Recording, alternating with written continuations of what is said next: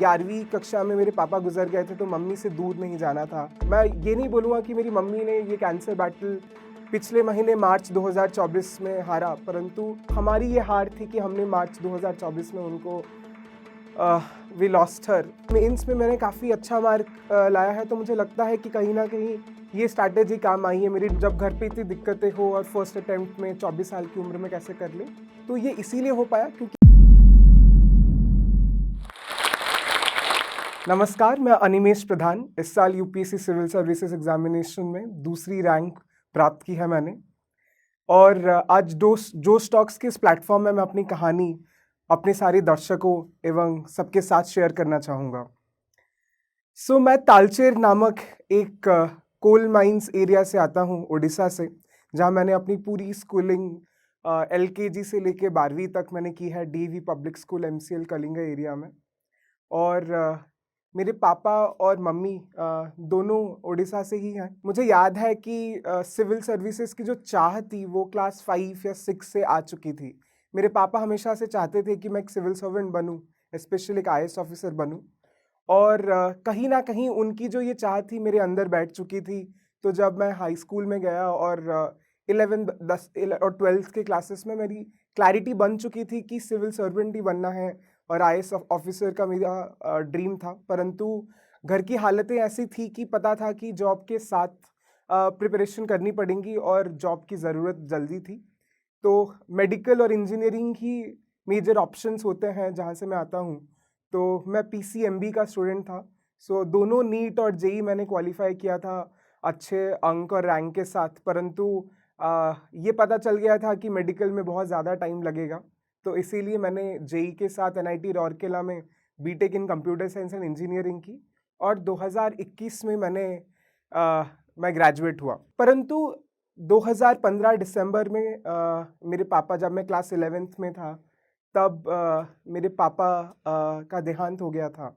सब कुछ इतने जल्दी हो गया एक हफ्ते में कि उन्हें हार्ट अटैक आया था, और उसके बाद उनकी ऑपरेशन हुई थी जो असफल रही थी, और उसके बाद दुनिया बदल गई थी। उसके बाद मेरी मम्मी दोनों पिता और माता का रोल निभाई है मेरे लिए, और मेरी मम्मी एज ए पर्सन बहुत स्ट्रॉन्ग, बहुत सैक्रिफाइसिंग रही है। उनके वैल्यूज़ और मोरल्स ने मुझे बहुत मोटिवेट किया है टू बी अ पर्सन जो कि मैं आज बना हूँ। तो उनका योगदान बहुत बहुत ज़्यादा रहा है। उसके बाद मैं NIT रूरकेला में जब था, तब कंप्यूटर साइंस एंड इंजीनियरिंग में मैं अच्छी खासी मार्क आ जाती थी। मैं उधर भी पढ़ाकू था, और 9 पॉइंटर जैसे बताते हैं कॉलेज में, वैसे 9 पॉइंटर ही रहा हूँ मैं। परंतु मेरी रुचि हमेशा ह्यूमैनिटी सब्जेक्ट्स में रहा है, और मेरी ये चाह भी थी कि मैं दिल्ली यूनिवर्सिटी में आऊँ। 12th में मेरी PCMB थी और अच्छी परसेंटेज थी, परंतु ये था कि 11वीं कक्षा में मेरे पापा गुजर गए थे तो मम्मी से दूर नहीं जाना था 12वीं के बाद।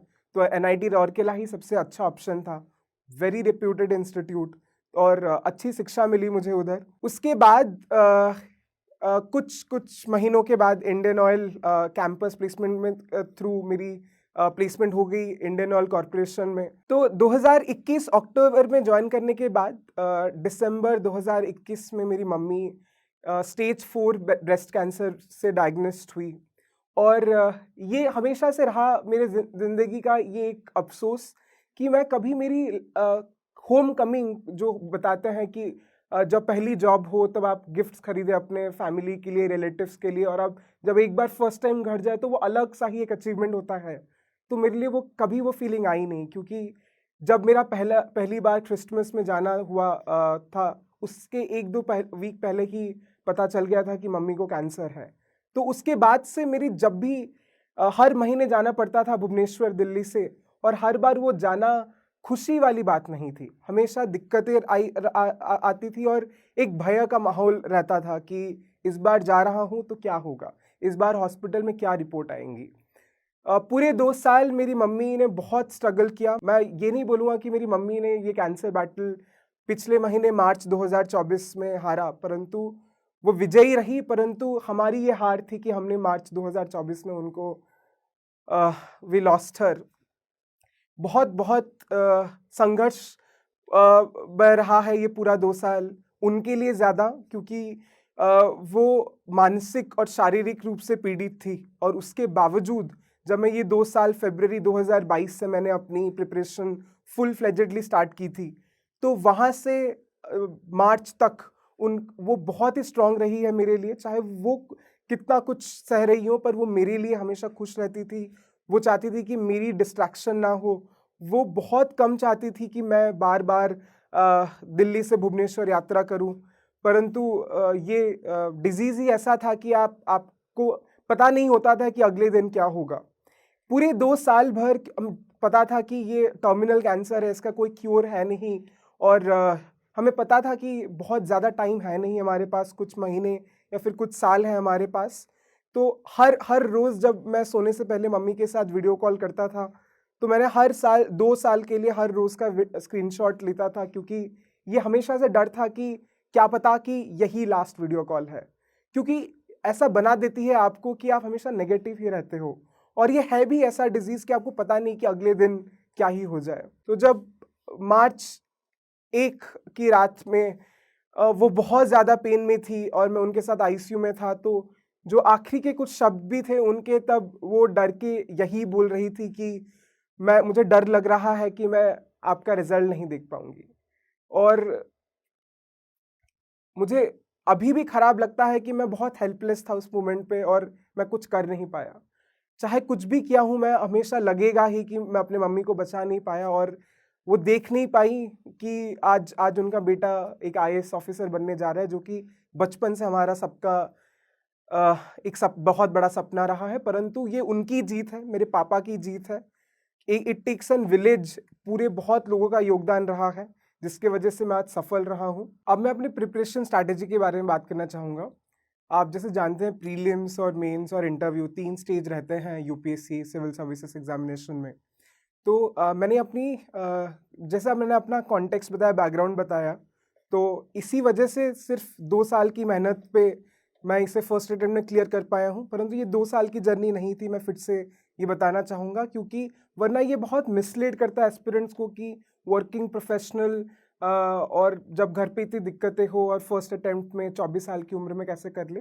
तो ये इसीलिए हो पाया क्योंकि मेरी स्कूल और कॉलेज का फाउंडेशन काफ़ी स्ट्रॉन्ग रहा है, और एज ए पर्सन मैं बहुत ज़्यादा रुझान रखता हूँ नेशनल और इंटरनेशनल अफेयर्स के बारे में। तो मैंने अपनी फुल फ्लेजेड प्रिपरेशन फरवरी 2022 में शुरुआत की। उससे पहले मैंने सैकड़ों टॉपर टॉक्स देखे होंगे, बहुत सारे जोश टॉक्स के यूपीएससी टॉपर्स के वीडियोस देखे हैं, और उधर से मुझे पता था कि क्या चाहिए होता है, क्या स्टेजेस होते हैं एग्जाम में, क्या बुक्स लगती हैं। तो मैं उससे पहले शायद 1-2 महीने पहले लक्ष्मीकांत खरीदा हूँगा, एक बार देखा हूँगा कि क्या कंटेंट्स है, परंतु प्रिपरेशन स्टार्ट नहीं कर पाया था क्योंकि लगा था जॉब में जाऊंगा तब स्टार्ट करूंगा इत्मीनान से। परंतु उसके बाद मम्मी की डायग्नोसिस हो गई, तो फिर प्रिपरेशन फुल फ्लेजेडली शुरुआत करनी पड़ी। तो फरवरी 2022 से मैंने प्रिपरेशन की, और उधर से मैंने एक मेंटरशिप प्रोग्राम है एक इंस्टीट्यूट का, वहाँ से मैंने एनरोलमेंट किया था, जहाँ से हर हफ्ते उनकी समाचार मंथन करके एक प्रोग्राम थी, वहाँ से मुझे वीकली पीडीएफ मिलती थी करंट अफेयर्स की। उसके बेसिस पे अपने मेंस के नोट्स बनाता था, तो मेरी पूरी प्रिपरेशन मेंस के ओरिएंटेड पहले शुरुआत हुई। तो फरवरी से दिसंबर भर मैंने हर वीक ये पीडीएफ्स को पढ़ा, उससे मैंने अपने मेंस के नोट्स बनाए टॉपिक वाइज, सिलेबस वाइज। तो सिलेबस को देखता था मैं, और देखता था कि उस वीकली पीडीएफ में जो टॉपिक्स इस बार लिखे गए हैं और वो किस तरह से सिलेबस को से कॉन्टेक्स्ट लाते हैं, तो उनसे मैं topic wise hand written notes बनाता था, और वो मेंस ओरिएंटेड होते थे। और हर संडे मैंने टेस्ट लिखा है, तो और ये मिनी टेस्ट होते थे 1.5 आवर्स के। तो ये टेस्ट मैंने अराउंड 50 टेस्ट लिखे होंगे हर संडे, 1-2 बार मिस किया होगा, परंतु 48 to 50 टेस्ट लिखे होंगे मैंने फरवरी से दिसंबर तक लिखे। इससे मेरी मेंस की नोट्स प्रिपरेशन, आंसर राइटिंग और टेस्ट देना का हैबिट बन गया था, जिसमें मैंने अपना time, speed, accuracy, presentation, diagrams वगैरह मैं अपने नोट्स मेकिंग में इनकॉर्पोरेट करता था। मेरी नोट्स ही ऐसी बनती थी कि आंसर के फॉर्मेट में बने, कि मैंने अगर नोट्स बनाया किसी एक टॉपिक पे, तो उसका डेटा हो, इंट्रोडक्शन हो, कोई वैल्यू एडिशन मटेरियल हो, जैसे कॉन्स्टिट्यूशन की आर्टिकल हो गई, सुप्रीम कोर्ट जजमेंट हो गए, कमेटी रिकमेंडेशन हो गई, कोई अच्छी कोर्ट हो गई, उसके इश्यूज हो गए, वे फॉरवर्ड, उसके कॉन्टेक्स्ट, सब एक पेज में या फिर 2 पेज में उस टॉपिक का आ जाए और आंसर फॉर्मेट में आ जाए, ताकि जब मैं आंसर लिख रहा हूँ तब मुझे सोचना ना पड़े कि मैं नोट्स के किस किस एरिया से सोच के लिखूँ मैं, परंतु उसे रिप्रोड्यूस करने की कोशिश करता था मैं आंसर में, जिससे कि मुझे लगता है कि मेरी आंसर लिखने की जो ये और नोट्स बनाने की ये जो स्ट्रैटेजी थी बहुत ज़्यादा हेल्प की होगी। और अभी मार्क्स भी आ चुके हैं। मैंने मेंस इंटरव्यू में मेरे काफ़ी अच्छे मार्क्स नहीं रहे हैं, काफ़ी एवरेज मार्क रहा है, परंतु मेंस में मैंने काफ़ी अच्छा मार्क लाया है। तो मुझे लगता है कि कहीं ना कहीं ये स्ट्रैटेजी काम आई है मेरी नोट्स मेकिंग और कंटिन्यूस आंसर राइटिंग की जो ये स्ट्रैटेजी रही है। फिर दिसंबर के बाद दिसंबर जनवरी मिड जनवरी तक मैंने ये किया, सारे नोट्स मैंने बनाए, जहाँ जहाँ पे लगा कि वीकली पीडीएफ से नोट्स नहीं बने जिन टॉपिक्स पे, तो मैंने पिछले साल की मंथली मैगजीन्स और ईयरली मैगजीन्स खोल के उनसे नोट्स भी बनाए, तो मेरे नोट्स लगभग बन गए थे। उसी दौरान मैंने अपने ऑप्शनल की भी तैयारी की। मेरी ऑप्शनल सोशियोलॉजी रही है। सोशियोलॉजी में मेरा कोई बैकग्राउंड नहीं रहा है, मैं कंप्यूटर साइंस बीटेक के बैकग्राउंड से आता हूँ, परंतु एनआईटी राउरकेला में एक सेमेस्टर में एक पेपर था सोशल मूवमेंट्स इन इंडिया, वहाँ से मुझे मेरी रुचि बनी थी सोशियोलॉजी में। और जब शुरुआत की मैंने कि क्या ऑप्शनल लेना है, तो उस टाइम पे मैंने देखा कि इसकी सिलेबस काफ़ी अच्छी है, मेरा इंटरेस्ट था और बहुत ज़्यादा रिसोर्सेज भी हैं इंटरनेट पे, तो इसीलिए सोशियोलॉजी मुझे लगा कि सबसे सूटेबल ऑप्शनल है मेरे लिए। तो मैंने सोशियोलॉजी के लिए भी कोई अलग से कोचिंग नहीं ली। नेहा भोसले मैम है AIR 15 कुछ साल पहले, तो उनकी जो नोट्स थी, digital notes, topic wise notes बहुत कॉम्प्रहेंसिव थी, उनका मैंने बहुत इस्तेमाल किया, वही मेरे बेस नोट्स बने। समय नहीं था तो कोई अलग से बुक पढ़ने का टाइम नहीं था बहुत ज़्यादा, तो उसी नोट्स को अपने मेजर नोट्स बनाए। उससे मैं वैल्यू एडिशन करता था।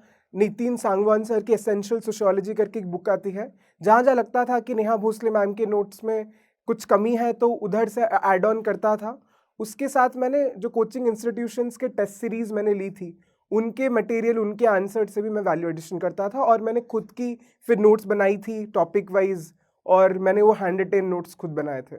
सोशियोलॉजी के लिए मैंने 2 टेस्ट सीरीज दी थी, एक प्रीलिम्स से पहले अक्टूबर नवंबर के दौरान, और प्रीलिम्स के बाद एक और मेंस के बीच में जो 3 महीने होते हैं उधर मैंने एक दिया था टेस्ट सीरीज सोशियोलॉजी के लिए। तो सोशियोलॉजी के लिए मेरी बहुत आंसर रेटिंग हुई थी, मैंने बहुत आंसर्स लिखे होंगे, मोस्टली प्रीवियस ईयर क्वेश्चंस के आंसर्स मैंने सोशियोलॉजी के लिए लिखे हैं। बहुत कुछ इवैल्यूएटेड नहीं होते थे क्योंकि कोई था नहीं मेरे लिए इवैल्यूएशन करने के लिए, परंतु खुद की प्रैक्टिस के लिए मैंने बहुत सारे प्रीवियस ईयर क्वेश्चन सोशियोलॉजी के लिए लिखे होंगे। तो ये सब मिड जनवरी तक चला। फिर जनवरी में ही मेरी दीदी की शादी थी 2023 में, तो कुछ हफ्ते उसी में ही चले गए। फिर फरवरी में वापस अपने घर तालचेर से इधर आया उड़ीसा। फिर फरवरी से मैंने प्रीलिम्स एक्सक्लूसिव तैयारी शुरू कर दी, और ये भूल गया कि मेंस कुछ है मेरे लिए। तो वही जो स्टैंडर्ड रिसोर्सेज जो मैं पहले पढ़ा था, वही पॉलिटी, इकोनॉमी, हिस्ट्री, जो सब कोई पढ़ते हैं, Laxmikanth, Spectrum, RS Sharma, PMFIS environment के लिए, और साइंस एंड टेक्नोलॉजी के लिए मैंने करंट अफेयर्स और यूट्यूब वीडियोस का सहायता लिया था। वो सब चीज़ें मैंने फिर से रिवाइज किया, और 2 टेस्ट सीरीज दी मैंने। एक तो जिसमें मैं एनरोल्ड था जिस मेंटरशिप प्रोग्राम में उसके, और एक इंस्टीट्यूशन के जो फ्रीली अवेलेबल रिसोर्सेज होते हैं इंटरनेट पे, उधर से मैंने टेस्ट सीरीज दिया था 2 प्रीलिम्स के। और उन टेस्ट को मैं बहुत शिद्दत के साथ देता था, टेस्ट देता था, उनको एनालाइज करता था, उनके आंसर्स को पढ़ता था, उससे भी नोट्स बनाई और उन नोट्स को बार बार रिवाइज करता था। तो प्रीलिम्स की स्ट्रैटेजी मेरी यही रही है। प्रीलिम्स इस बार पैटर्न बहुत चेंज हो गया था, और ये मैं पूरी दावे के साथ बोल सकता हूँ कि मुझे लगा नहीं था कि प्रीलिम्स इस बार क्वालिफाई कर पाऊंगा मैं, क्योंकि CSAT में मैंने बहुत ज़्यादा गलतियाँ की। क्योंकि CSAT मैंने पढ़ा नहीं, और इंजीनियरिंग बैकग्राउंड से आता हूँ, तो बहुत ज़्यादा ओवर कॉन्फिडेंस था कि मैं मैथ्स कर लूँगा और मैथ्स से ही मैं क्वालिफाई कर लूँगा। परंतु जिस दिन CSAT का एग्ज़ाम था उसी दिन पहले 15 मिनट में सिर्फ 2 ही मैथ्स क्वेश्चन हो पाए थे। फिर पता चल गया था कि आज मैथ्स का नहीं, इंग्लिश ही सहारा बनेगा। फिर मैं सिर्फ कॉम्प्रहेंशन ही किया था, परंतु बहुत कम क्वेश्चंस कर पाया था क्योंकि टाइम नहीं बचा था। और एग्ज़ाम हॉल के बाद आने से मैं अपने मम्मी और सिस्टर को कॉल करके सिर्फ रोया कि नहीं हो पाएगा इस बार, क्योंकि क्वालिफाई ही नहीं हो पाएगी। तो जो 15 दिन होते हैं प्रीलिम्स के एग्ज़ाम और प्रीलिम्स के रिजल्ट तक, उस 15 दिन में मैं एक भी मिनट नहीं पढ़ा होगा, क्योंकि लगता था कि क्वालिफाई ही नहीं होगा इस बार। पहली बार मैं उसके बाद अपने ज़िंदगी के सोलो ट्रिप पे 2 दिन के लिए गया, चक्राता याद है मुझे, और यही लगता था कि और एक बार फिर से पढ़ना पड़ेगा। दुखी था मैं बहुत, परंतु मैं क्वालिफाई कर गया। फिर उसके बाद मैं मेंस के प्रति फिर टेस्ट सीरीज देना शुरू किया, ऑप्शनल भी का टेस्ट सीरीज दिया, और वो 3 महीने मैंने, मेरे नोट्स प्रिपेयर थे, तो सिर्फ मैं वैल्यू एडिशन करता था कि कहाँ पे और अच्छा इंट्रोडक्शन हो, कंक्लूजन हो, डेटा कहाँ ज़्यादा दे सकूँ। तो वो सब मैंने डेटा कंपाइल किया, best case, use cases, example, Supreme Court judgments, committee recommendations, ये सब चीज़ें हर टॉपिक के लिए, सारे जीएस पेपर के लिए, सोशियोलॉजी के लिए मैंने एक साथ कलेक्ट किया, और यही मेरी मेंस की स्ट्रैटेजी रही। मेंस में आंसर राइटिंग में और स्पीड में मुझे दिक्कत नहीं थी, क्योंकि मेरी जो प्रैक्टिस रही थी फरवरी से दिसंबर में लिखने की हर संडे, वो बहुत हेल्प किया मुझे। मेंस के बाद कुछ महीनों के बाद रिजल्ट आ गया था, और होपफुल था मैं मेंस में, क्योंकि मुझे लगा था कि मेंस मेरा अच्छा गया है। और फिर इंटरव्यू की डेट्स आई, और पहले हफ्ते में ही इंटरव्यू था मेरा, तो ज़्यादा टाइम नहीं मिला था मुझे, और उस दौरान मम्मी की तबीयत भी ठीक नहीं थी। तो कुछ मॉक टेस्ट दिए थे मैंने, और खुद प्रिपरेशन की मैंने इंटरव्यू के लिए। इंटरव्यू के दिन मुझे याद है कि मैं बहुत खुश था। कोई इमोशन अगर मुझे अभी याद आ रहा है कि उस दिन के बारे में, डर तो था, नर्वसनेस थी, एंग्जाइटी थी, परंतु जो सबसे डोमिनेटिंग थी फीलिंग, वो थी हैप्पीनेस की, क्योंकि मैं दिल्ली में ही रहता था 2-2.5 साल से, तो उस एरिया में ही रहता था मैं। तो मुझे पता था कि जब गाड़ी उस तरह यूपीएससी भवन की तरफ जाती तो मैं अपना मुंह मोड़ देता था, क्योंकि ये था कि मैं जब पहली बार आऊँ यूपीएससी भवन देखूँ, तो एज एन एस्पिरेंट आऊँ जो कि इंटरव्यू देने जा रहा है। तो उसी वजह से जिस दिन मैं यूपीएससी भवन गया, और वो इतना सरियल फीलिंग था कि आज मेरी ज़िंदगी में ऐसा कुछ हो रहा है जो कि मैं ज़िंदगी भर इसकी कोशिश कर रहा था, यही सपना था, और बहुत खुश था। मेरा इंटरव्यू और बेहतर हो सकता था, हालांकि बोर्ड बहुत अच्छे थे, बहुत कंफर्टेबल फील करवाया, परंतु मैं संतुष्ट नहीं था मेरे इंटरव्यू से। और इंटरव्यू के बाद फिर मम्मी का ध्यान रखना पड़ा। फरवरी पूरा समय मेरी मम्मी आईसीयू में थी, और हम भुवनेश्वर में हॉस्पिटल में ही, मैंने पूरा 1 महीना, मेरी दीदी और मेरी जीजा जी और उनके परिवार सब हम उधर ही थे। और अर्ली मार्च में हमने उन्हें खो दिया, और उसके बाद से ज़िंदगी थम ही गई थी। एक बात बताऊंगा कि हमेशा ये डर और पेन, फियर और पेन का हमेशा एक अलग सा बैटल रहा है मेरे लिए। हमेशा से फियर रहा है मेरी ज़िंदगी में कि कल क्या होगा, और पेन आज रहा जब हमने मम्मी को खो दिया, तब फियर नहीं रहा पर पेन रहा। परंतु हमेशा मेरे हिसाब से fear is any day better than pain. Fear हमेशा बेहतर होता है पेन से। तो आपको अगर आज डर लग रहा है कि एग्ज़ाम में क्या होगा और आप मेहनत नहीं करना चाहते, वो फियर स्टिल बेटर है देन वो पेन के, कि आप ट्राई ना करने की वजह से आप अगर हार जा रहे हैं। तो इस जर्नी में हमेशा फियर, एंग्जाइटी, सेल्फ डाउट आती रहेंगी, परंतु आप हार्ड वर्क करना मत खोइए, कंसिस्टेंसी बनाए रखें, और हमेशा सोचिए कि आपने ये एग्ज़ाम शुरू क्यों किया, आपका सपना क्यों था। तो अगर आपका ये इंटेंट बहुत स्ट्रांग हो और एथिकल हो, तो आप डेफिनेटली, चाहे जितने भी फियर हो, आप उस फियर से उभर पाएंगे, ताकि आपकी पेन उतनी दर्दनाक ना हो। हेलो एस्पिरेंट्स, हम में से बहुतों का सपना है आईएएस ऑफिसर बनना, लेकिन ये जर्नी बहुत मुश्किल है। हम प्रिपरेशन कहाँ से स्टार्ट करें, कौन सा स्टडी मटेरियल यूज करें, कोचिंग लें कि नहीं, हमारे मन में बहुत क्वेश्चंस हैं, लेकिन हमारे पास शायद गाइडेंस पाने का जरिया नहीं है। और इसलिए बहुत एस्पिरेंट्स ने जोश से रिक्वेस्ट किया कि क्या जोश टॉक्स एस्पिरेंट्स को हेल्प कर सकते हैं उनकी इस जर्नी में। जोश टॉक्स पर बहुत ब्यूरोक्रेट्स और अनेक टीचर्स और कोचिंग्स आती हैं अपनी कहानी सुनाने। जोश टॉक्स ने उन्हें रिक्वेस्ट किया कि क्या ये कोचिंग्स जोश की फैमिली से बात करेंगे और हमारे डाउट सॉल्व करेंगी। डाउट्स जैसे कि प्रिपरेशन स्टार्ट कैसे करें, कोचिंग लें कि नहीं, कौन सी कोचिंग लें, ऑफलाइन या ऑनलाइन, कौन से स्टडी मटेरियल यूज करें, क्या कोचिंग फीस में कुछ माफी हो सकती है। तो एक कोचिंग और मान गई है, KSGIS अब हमें कांटेक्ट करेंगी और हमारे क्वेश्चंस को आंसर करने में हमारी हेल्प करेंगी। हम KSGIS से अपने सारे डाउट्स पूछ सकते हैं और घर बैठे अपने क्वेश्चंस को आंसर कर सकते हैं। इसके अलावा जोश टॉक्स ने KSGIS से ये भी बात की और रिक्वेस्ट की कि क्या वो जोश की फैमिली के लिए अपनी फीस में कुछ डिस्काउंट कर सकते हैं। आज मुझे बहुत ही खुशी है हम सबके साथ ये शेयर करने की कि वो मान गए हैं। जोश टॉक्स और भी टीचर से रिक्वेस्ट कर रहा है कि वो जोश के स्टूडेंट्स को घर बैठे फोन पर गाइडेंस और इन्फॉर्मेशन प्रोवाइड करें।